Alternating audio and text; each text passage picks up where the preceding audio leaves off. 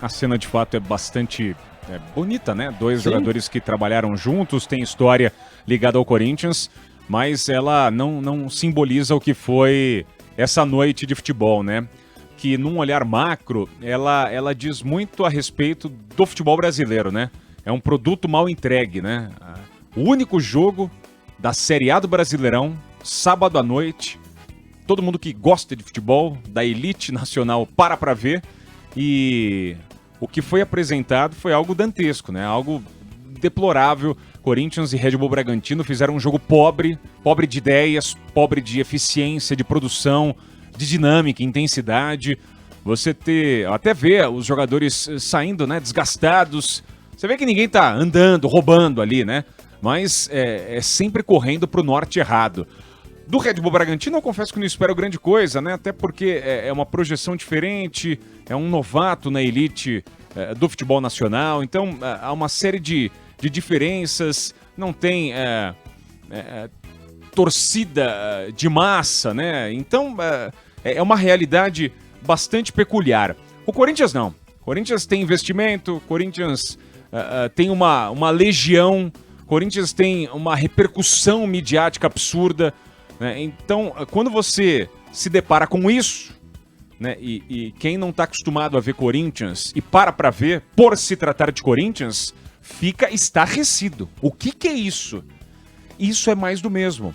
Isso é o Corinthians de quarta e domingo. Ou o Corinthians de quarta e quarta.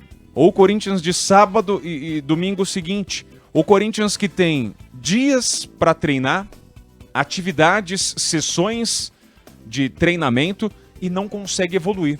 Porque não tem um treinador, porque não tem um comando administrativo, ou se o tem completamente desconectado da realidade. Corinthians, sim, vai lutar contra o rebaixamento, e hoje a realidade é essa, porque não tem bola, não tem repertório para melhorar. Pelo menos hoje não tem, né? E não tem demonstrado isso. Contra os adversários da parte de baixo da tabela, o Corinthians sucumbe.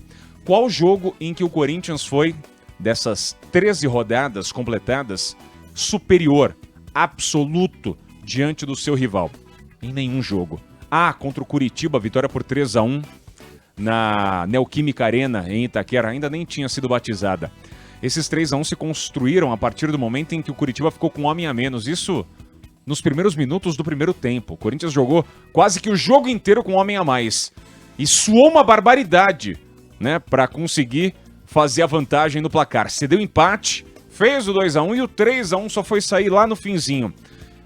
Diante de outros rivais da parte de baixo da tabela, Botafogo, Fortaleza está um pouquinho mais acima, Corinthians sofreu, foi dominado jogando em casa. Goiás venceu fora, mas suando com um gol improvável do Avelar no último minuto. Contra o Bahia, o Corinthians vence na Bacia das Almas, sabe-se lá como, com o Cássio fechando o gol, o Bahia metendo bola na trave, questionando a arbitragem, enfim. O Corinthians não consegue jogar bem contra ninguém, a realidade é essa. Contra os adversários mais poderosos, então, a capacidade de competir fica desse tamanhinho. O Red Bull Bragantino, que está na zona de rebaixamento, tinha sofrido gol em todos os jogos da competição. Adivinha o que aconteceu hoje? Contra o letárgico Corinthians de Gabriel e companhia. Nada. 0-0. Corinthians não conseguiu superar um adversário que cedeu gols a todos os times que tinha enfrentado até aqui. Corinthians nas últimas 7 rodadas venceu uma vez.